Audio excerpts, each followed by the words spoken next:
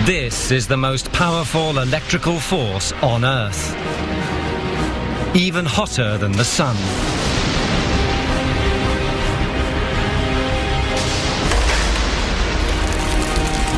For generations, it was a mystery. Now, the latest camera technology reveals its incredible secrets. Lightning. Violence from the skies of our raging planet.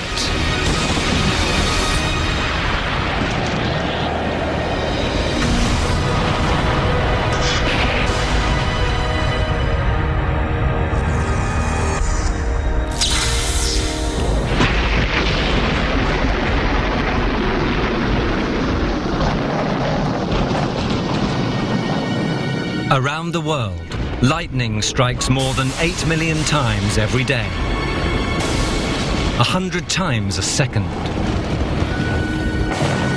A bolt of lightning superheats the surrounding air, causing it to rapidly expand and explode. The shockwave creates a clap of thunder. Most lightning never touches the ground. It discharges inside thunderclouds. But when it does strike, it can do so anywhere on Earth, delivering 1 trillion watts of electricity, enough energy to power an entire city.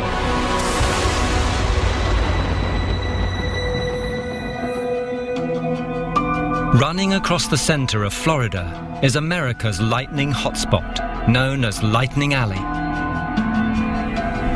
Every year, there are over 50 strikes per square mile, and every year, people get hit.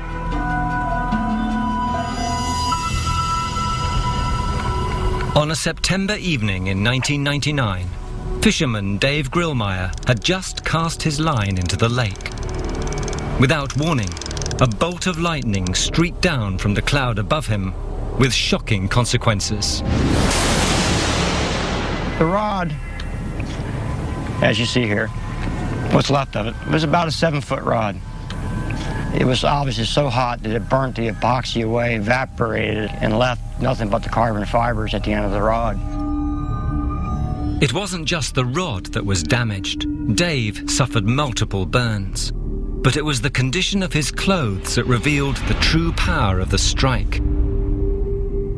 The zipper was all gone, and several months later, I asked the paramedic, well, was there anything stuck in me? He goes, your zipper was almost burned onto your abdomen. That's how hot it got. This is what's left. This is where my beeper was at, on my side. Doesn't look too bad there compared to what the beeper looked like when I got it back. Dave thought his boots were untouched until he saw strange pinholes where the lightning had finally left his body. I guess the electricity passed through my body to the bottom of the shoe and jumped over the heel and back to the ground itself. Dave was one of the lucky ones. 1 in every 10 lightning strike victims dies instantly. Across North America, more people are killed by lightning than by tornadoes or hurricanes. But there is a place on Earth that's even more dangerous.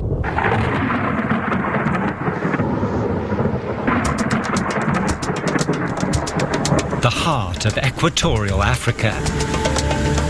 Here there are more lightning strikes than anywhere else on Earth.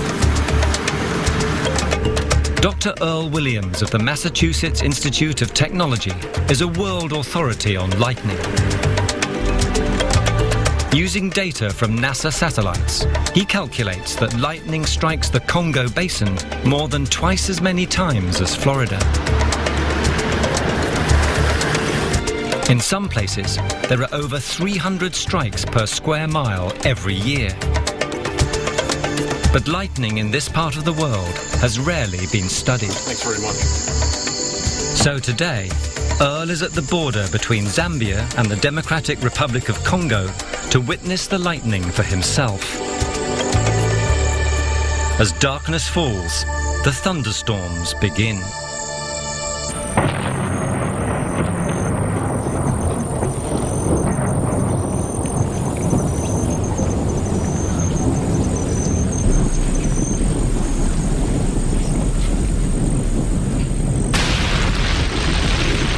There's been much evidence that this is the most electrically active place on the planet, and now to finally be here and see it from the ground and witness the high rates of lightning is very exciting. Some strikes can't be seen with the naked eye, so one way to count them is by using an optical sensor that beeps every time there's a flash. An average storm produces around 2 strikes a minute. Here, Earl measures more than 60 a minute. The storms here are definitely living up to expectations. They're producing lightning at rates which are extraordinarily high. This is really the best place to study lightning on Earth.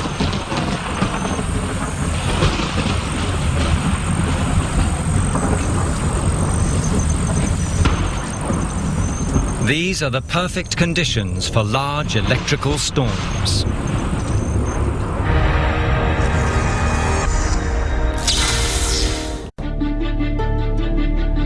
As the Earth is heated by the sun, it produces lots of warm, moist air. Warm air rises. As it gains height, the moisture cools and condenses to form clouds.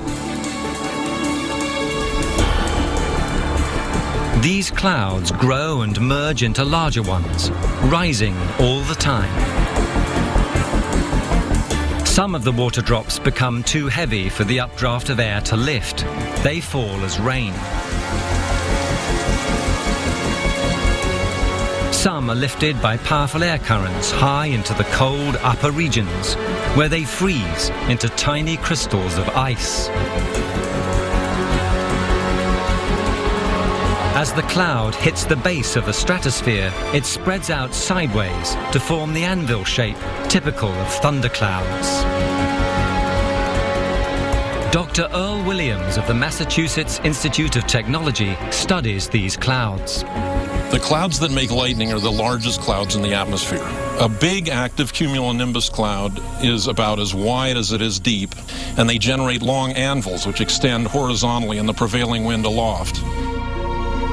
Some ice crystals build in size to form small hailstones. Scientists believe that as these hailstones fall back through the rising ice crystals, millions of tiny collisions occur. These collisions build up an electric charge, which is stored in the cloud like a battery. A cloud is very much like a battery, but a battery with a much higher voltage than your typical flashlight battery. Not 1.5 volts, but 100 million volts. But what scientists don't know is exactly how this electric charge generates lightning. What remains a major meteorological mystery is how it is that ice particle collisions result in the generation of lightning. We're very much in the Middle Ages on that problem. It's extremely difficult to study lightning, since each strike lasts just a fraction of a second. One of the best ways is to freeze the action using a camera.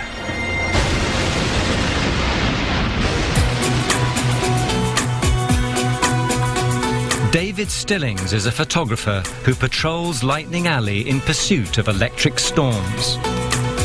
For the last 30 years, he's been obsessed with lightning. I'd put my last few cents in my gas tank if it meant I could go chase a storm.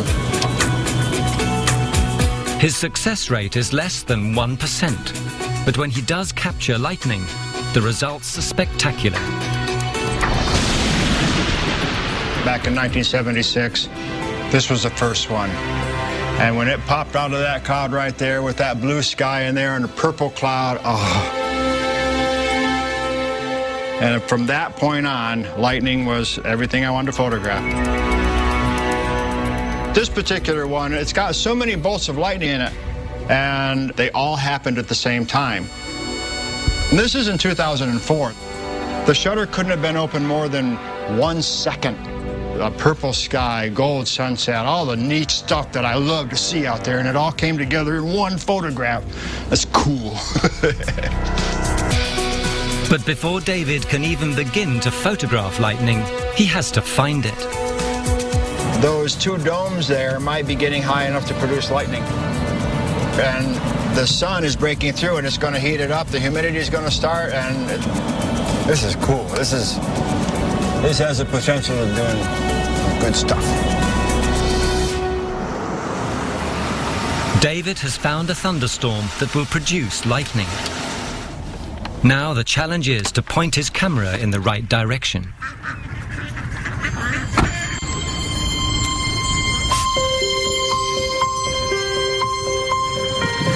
And I hope it's a big one right there. An average storm here will produce a couple of lightning flashes every minute, but it's impossible to predict where they will strike next. Whoa, whoa! Now I'm in the wrong spot again. Jeez. Oh, whoa! Be later, please. Man, listen to this thunder. Listen to this. Listen to that. There's another one right there out of the... Oh, man! This is a dangerous occupation. Because I gotta... Oh, man! Lightning can strike anything and anyone, up to 40 kilometers away from a cloud.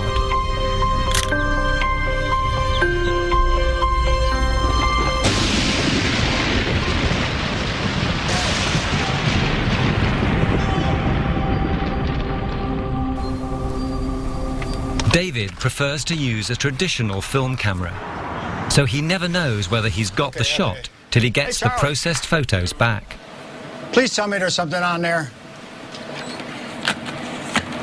Roll after roll after... Oh, look, I got a streak of lightning right there. Nah. Occasionally, David's patience pays off, and he manages to capture the elusive phenomenon on film. Oh, look! The channel, yay! Oh, man, oh, man, is that cool? This is neat, man. The bottom line is, yeah, this is my addiction. But if you have to be addicted to something, look. A picture of a lightning strike frozen in time can be a work of art. But photography is also extremely valuable for scientific analysis. When observed with the naked eye, lightning appears to travel from the clouds directly to the ground. But recent advances in video camera technology reveal that the anatomy of lightning is much more complex. This is the US Air Force Atmospheric Research Center in Colorado Springs. Here, Dr. Jeff McHarg is using a super slow motion camera to capture lightning. To do this, he needs split-second timing. Oh, darn it. It's a lot like fishing. You just have to get lucky and get the lightning bolt inside your field of view. Success is rare, but 2 years ago, Jeff hit the jackpot.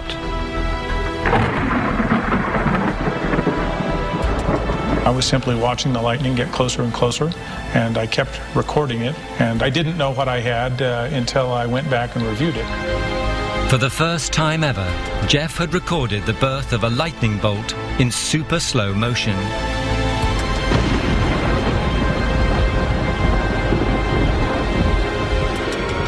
When played back, it shows a flash of light dart out of a cloud and zigzag downward in roughly 50-yard segments. This first stage of lightning is called a stepped leader. You can see the stepped leader coming down here, looking for ground, going back and forth. You can see the tortuous channel that it's taking as it divides back and forth. As this stepped leader gets close to the Earth, it has an extraordinary effect on objects on the ground. They respond to the strong electric field by growing positive streamers. These reach up anywhere between 1 and a few hundred meters above the ground, as seen in these rare photographs. Finally, when a stepped leader and a positive streamer meet, the electric charge can drain to Earth, resulting in the blinding flash of light we call lightning. The entire field of view lights up. That's the main part of the lightning strike that your eye will catch.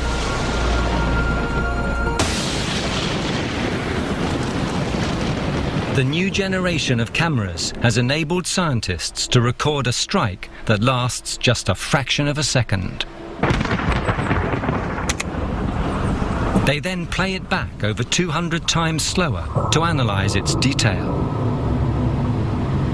These super slow motion images show the stepped leader making a connection with the ground.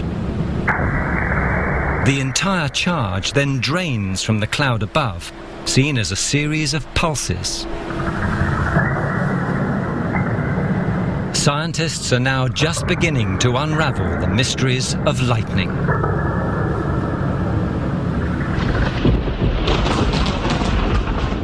New research has revealed that heat and humidity can have an effect on the frequency of lightning storms.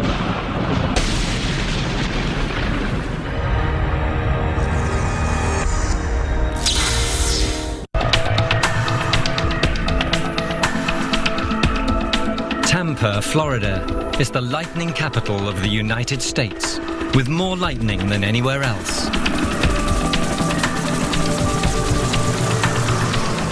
Scott Steiger from State University of New York believes the city attracts lightning because Tampa is an urban heat island.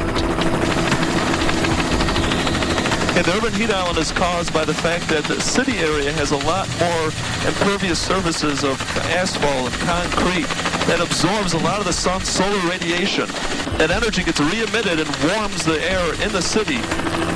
A city can be as much as 15 degrees warmer than the surrounding rural areas. As the warm air rises, it creates strong upward convection in the atmosphere over the city.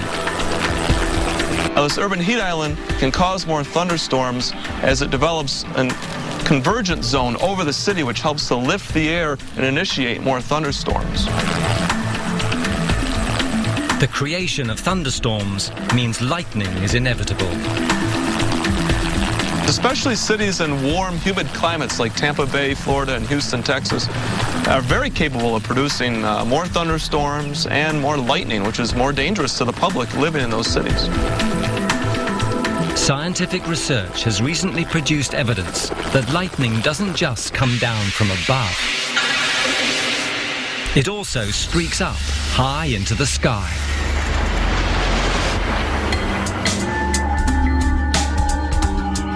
Here in Rapid City, scientist Tom Warner has been using high-speed photography to uncover a previously hidden world of lightning.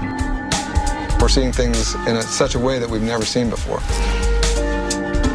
Using a battery of cameras, he's managed to capture some astonishing images, which show lightning traveling not from cloud to ground, but shooting upwards.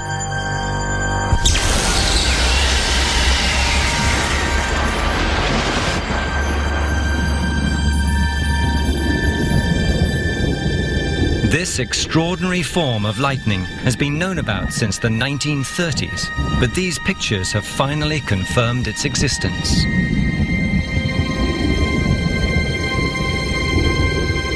This is the first time that mankind has seen upward lightning in such detail as we're seeing right now, and our understanding of physics relating to these upward flashes is increasing immensely. Tom has observed that upward lightning is triggered by a nearby cloud-to-ground lightning strike. In this image, a lightning strike produces a bright flash of light. In under a second, it initiates the formation of upward leaders from 2 radio masts. Why this happens is still a mystery. But Tom's theory is that the lightning strike causes large amounts of electric charge to build up around the top of a tall structure, and this charge leaps up and connects with a cloud above. You'll see a delay between when the flash takes place and then the leader is shot up from the tower tip and goes upward. The images Tom has filmed over the last few years have astounded the world of lightning science.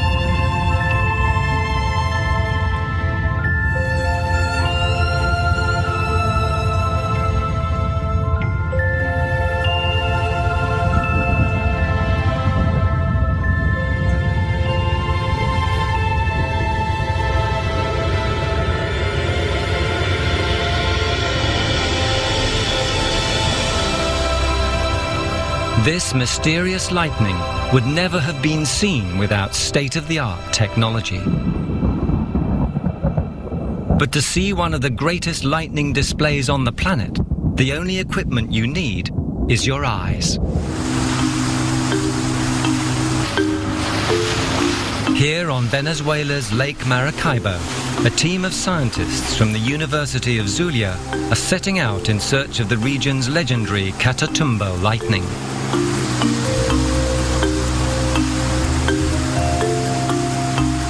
Unusual conditions in this area create a unique kind of lightning. Methane gas bubbles up from rotting vegetation in the swamps and rivers. And Lake Maracaibo's oil fields also produce methane as a byproduct. It all accumulates in the atmosphere above the marshes.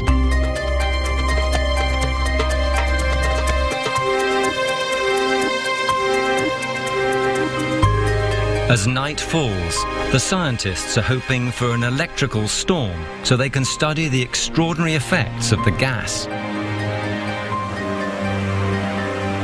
Methane is lighter than air. As it rises up into the clouds, it feeds the storm, creating brighter, much more colorful lightning.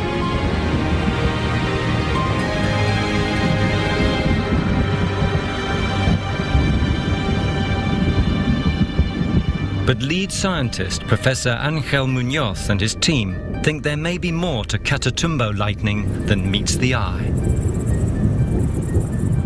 In the last 10 years, we found that there are more than double the electrical discharge and flashes.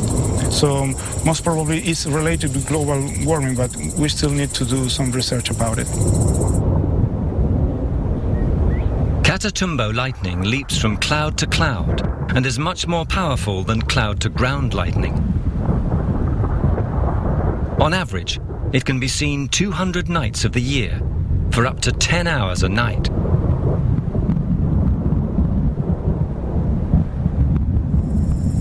Catatumbo lightning is an amazing phenomenon.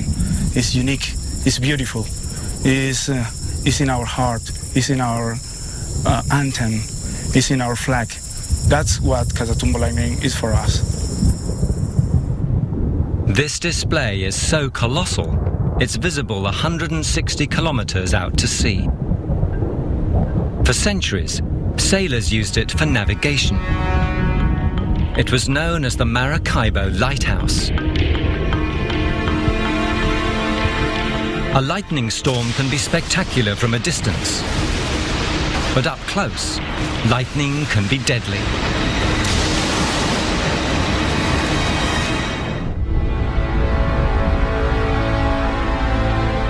During a thunderstorm, the most dangerous place to be is in a wide open space. including any large expanse of water. And it's true that sheltering under a tree is a bad idea. Lightning can turn tree sap into superheated steam, making the tree explode in a shower of potentially deadly splinters.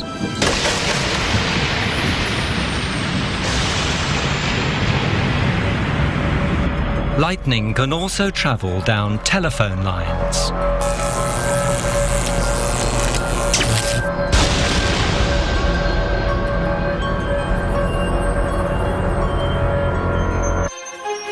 There's a very scary warning sign that you're in danger.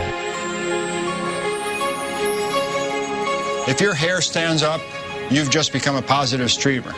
And coming down from that cloud up there is a negative leader, that if you don't do something right now, when they connect, you've just become a bolt of lightning.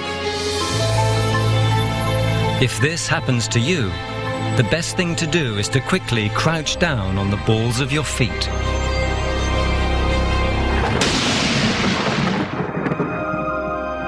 Student Carolyn Nath had no warning she was in danger. She was making her way to class at the University of South Florida in Tampa when lightning struck. I heard a loud crack of thunder, and within a second, I saw a light. Basically, the corridor in front of me of palm trees was an overexposed picture, and I felt the electricity start going through my entire body. I could feel it every ounce, every inch of my body. My muscles expanded, they contracted very tightly, and every nerve, I could feel that pressure going through my entire body. The after effects were devastating. Everything was completely swollen, my skin was lobster red. It was basically like I had a very, very severe sunburn. So afterwards, all my skin peeled off. A lightning flash contains up to 200,000 amps. But it takes just 1/10 of an amp to kill a human being. So how do victims survive a lightning strike and live to tell the tale? Doctors at the University of Illinois have been trying to find the answer.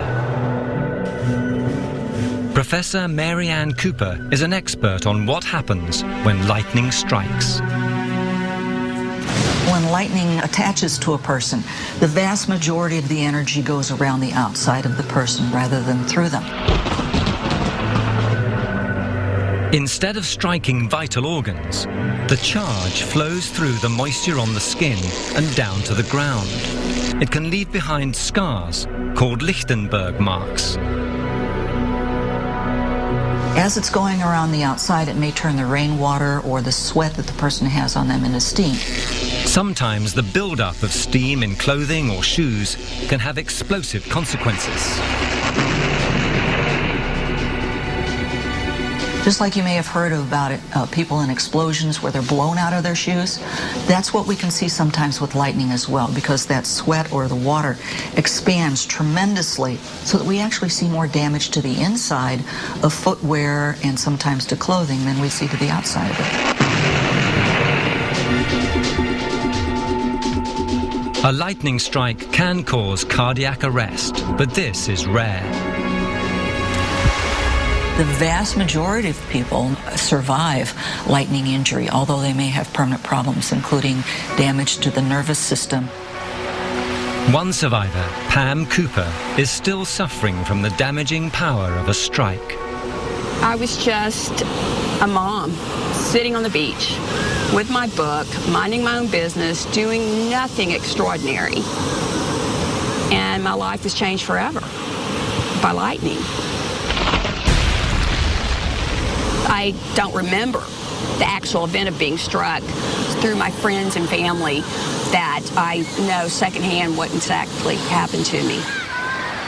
That day, Destin Beach in Florida was hot and sunny. My family says that they heard a large clap of thunder, lightning, Everyone else was starting to scurry and pick up their belongings because of the lightning strike being so close. I was sitting with my feet in the sand, and the lightning struck the sand and then came up through my feet. Pam was rushed to the hospital with extensive burns. 5 years later, she still suffers from mobility problems and short-term memory loss. Being struck by lightning is very similar to a computer crashing, because on the outside, I look fine, but on the inside, my circuitry's all messed up. Pam's experience could happen to anyone, so it's vital to know exactly what to do to protect yourself from a lightning strike.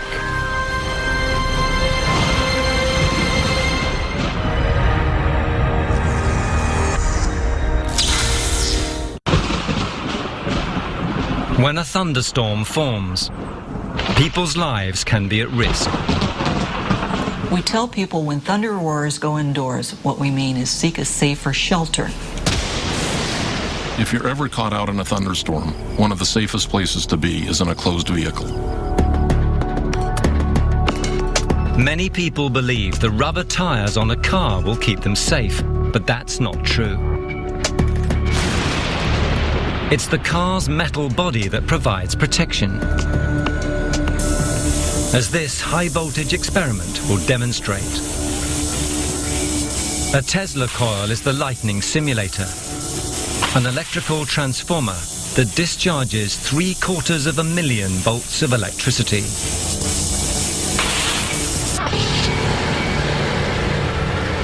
Dr. Lisa Lazarek is an electrical engineer who's willing to sit in a car underneath the coil to prove that its metal body will protect her. The electrical charge striking this car is going to conduct around the outside surface of the enclosed body, so I should be fine as long as I don't touch the metal of the car. But it's one thing to talk about the theory, and it's another thing to put it into practice. So I guess I'm ready.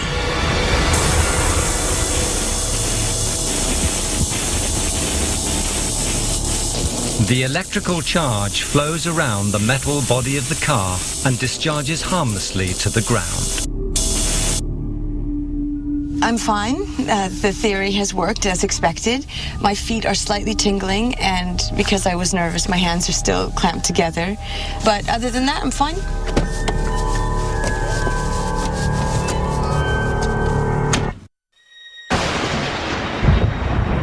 The experiment has just proved the rule of physics that an electrical charge, like lightning, will always travel around the outside surface of an enclosed metal body.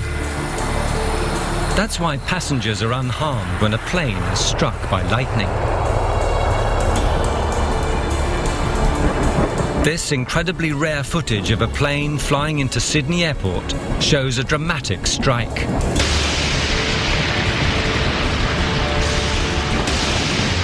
No one on board even knew they'd been hit.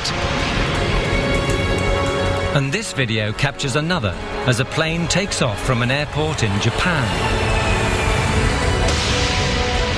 Once again, the passengers had no idea what happened.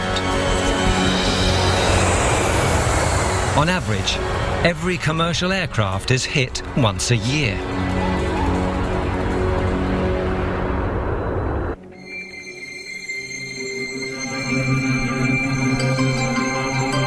Besides suffering a direct hit from a lightning bolt, the biggest threat to life is when lightning triggers a fire.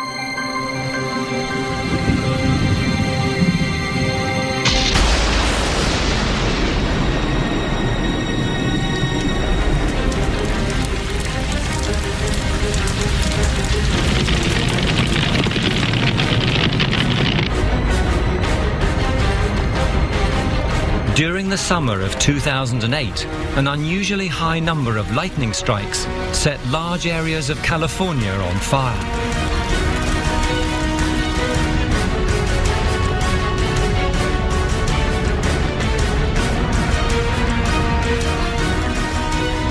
One single storm unleashed up to 5,000 strikes, igniting more than 1,000 individual fires.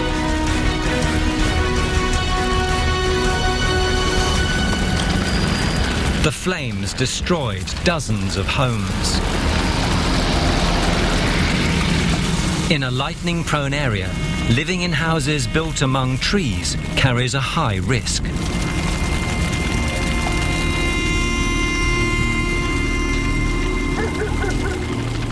But though lightning fires can destroy property and devastate forests, they can also have a positive effect on the landscape.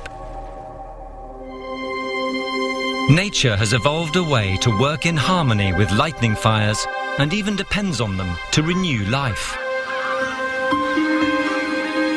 Here in the Australian outback, such fires are a common occurrence. Jeffrey Lee is a park ranger charged with looking after the land. He welcomes the fires because they clear the ground and encourage the regrowth of edible plants, or bush tucker. Brings back new grass and tree, leaf, it's good now. You look at everything all green. Bush tucker coming back in the area, you know, like green plum and black plum and sweet potato. Many plant species have evolved to colonize the areas these fires lay bare, and some seeds actually need fire to germinate. Lightning also helps produce vital plant fertilizers.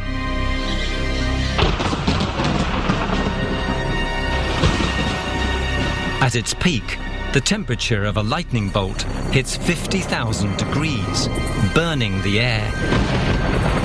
In the heat, nitrogen and oxygen react together to create nitrates. These rain to the earth and provide nutrients for plants.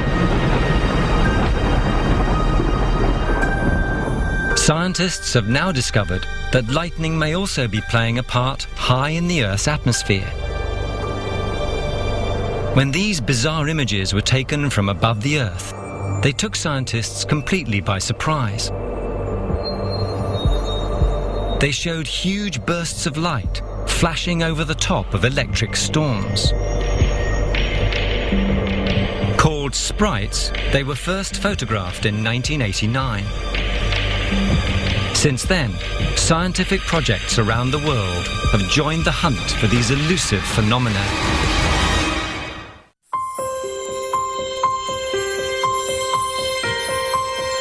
In 1997, New Zealand scientist Professor Richard Dowden arrived in Australia's Northern Territory on a quest for sprites.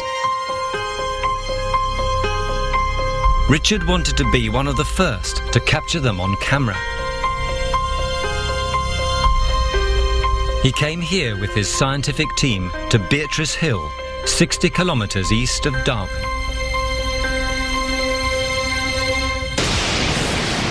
This region is home to some of the biggest thunderstorms on Earth. But Richard wasn't interested in regular lightning bolts. He was chasing sprites, which appear directly above thunderstorms. Beatrice Hill was a perfect place to spot them, because you need a clear view of the top of a thundercloud from a distance of nearly 100 kilometres. Even then, the sprites are hard to see with the naked eye because they're only visible for a few milliseconds. So Richard made a special modification to his standard amateur camera. The big change was this thing in front of it, which is an image intensifier. These are used by the military all over the world. Rather hard to get, the ones which are very sensitive. This one here actually came from Russia, from the Russian military. Richard and his team waited night after night, taking turns manning the camera. After nearly 2 weeks, they finally had a breakthrough. Well, on the night we got those sprites, it was really a big thrill. But we didn't know what was there until we ran the tapes back out of the camera.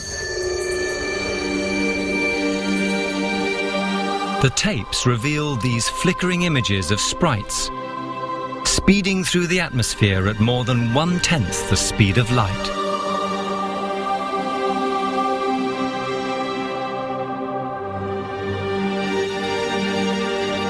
And that was a fantastic thing. I don't think we got any more sleep that night.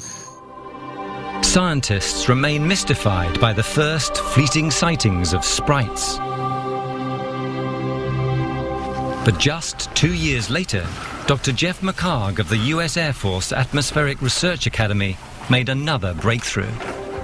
He managed to record sprites using an image intensifier on the front of his super slow-motion camera. It was probably the most fun I've actually ever had taking data. It was just great. We took data all night long. We recorded pretty much every tape that we had. The tapes revealed an incredible variety of sprites. The scientists have since given them names. What we're looking at right now is a jellyfish sprite. And the first thing you'll see is they're very large. They're maybe 30 miles tall, 30 miles wide. Just think about that. That's almost from Colorado Springs to Denver. Then there's the extraordinary carrot sprite. It physically looks like a carrot, with the upper part being like the leaves of a carrot and the downward tendril that we call it going like the stalk of the carrot. Jeff also captured the C or column sprite. Here we have 3 of them side by side, and the motion is pretty much all down, hence the name column or C sprite. Around the world, as many as 10 sprites could be shooting up from the clouds every minute.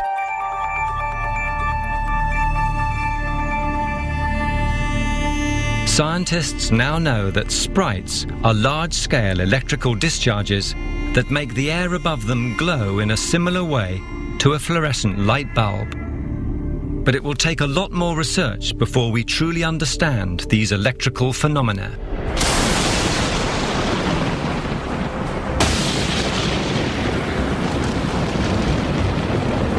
Even though the serious study of lightning began over 2 centuries ago, scientists are still struggling to work out what guides lightning's path, or why it chooses to strike in one place over another.